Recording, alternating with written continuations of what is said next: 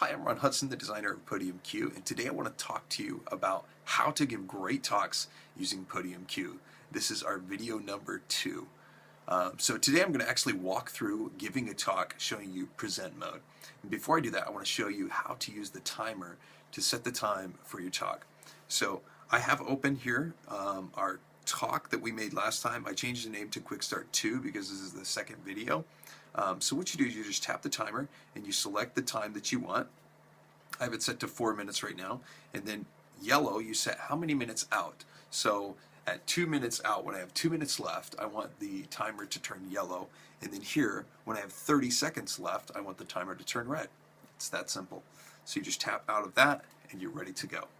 So here's the talk, and I'm going to start over and give it to you, and you'll be able to see on the screen what it looks like. Hi, I'm Ron Hudson, the designer of Podium Q. And today I want to talk to you about how to give great talks using Podium Q. The first tip I want to share is be concise. Too much text becomes a sea of text that you can't see, you can't really focus on, and it's so easy to get lost. So what you want to do is use bullet points. Early on in our development, I was trying to adapt some curriculum and use that, and I was typing it into Podium Q, and I was copying and pasting, making card after card, and it was just all good stuff. I didn't know where to cut it and what to trim out, and I ended up putting basically the full transcript of the talk onto cards, and it ended up being about 99 cards, and I spoke for 50 minutes to middle school students with my head down the whole time, reading and swiping one card after another. And afterwards, I met with my team. We always debrief, and they said I made no eye contact and I totally lost them. It was horrible. It was horrendous, and I felt like a total failure because I missed the point and I didn't communicate with my audience. And using cues prevents post-hoc blues. That's what I try to remember. If I use cues, it prevents post-hoc blues, so that I try to cue myself instead of writing everything out verbatim. And I know you're going to think, well, I need more content, I need more text to keep me into the content that I need to give. But the truth is, if you don't know it well enough, they probably won't hear it well enough for it to stick and for it to make an impact. So keep that in mind. That's why planning is so important. We need to think long and hard about exactly where we want to move our audience. It's important to use stories to make the emotional connection. Nancy Duarte says that stories have the power to change the world. And if you use stories, they're such a powerful way to take your audience on an adventure with you. One time I was giving a talk, and I was sharing a story about my 3-year-old son. And it was early in the morning. I just woke up and I was making coffee, and I was barely alive yet. You know how that is. You're just groggy in the morning. I didn't even know what day it was, and in he walks with his little pillow pet dolphin thing, and he just looks up at me, and I thought, this is so sweet. I'm going to give a hug from my little buddy, and it's going to be awesome.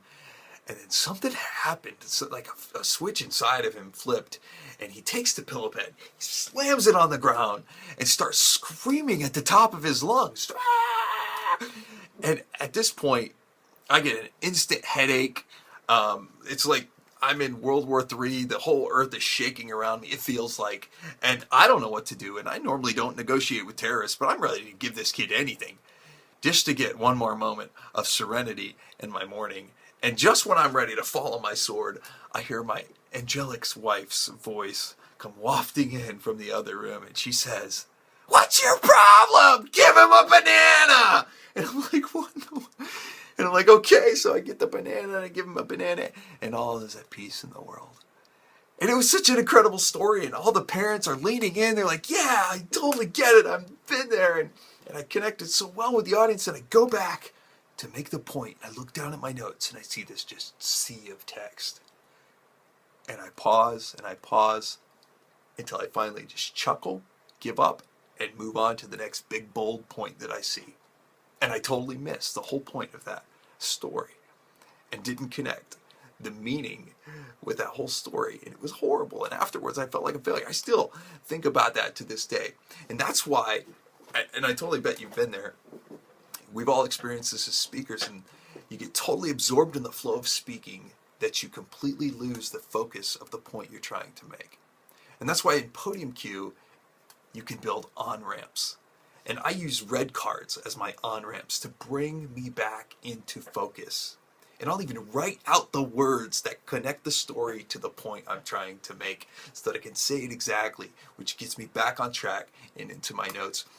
If you use red cards well, you will be able to move in and out of focus and flow and be able to speak freely without missing a point. And that's what Podium Q is. That's how it works. Hopefully you've enjoyed this talk and you can kind of see how the flow works. I'm Ron Hudson. You can follow me on Twitter at Pastor Hudson. We'd love to see you on our websites, as you can see. And leave a comment. Let us know how you're using Podium Q to tell stories that change the world.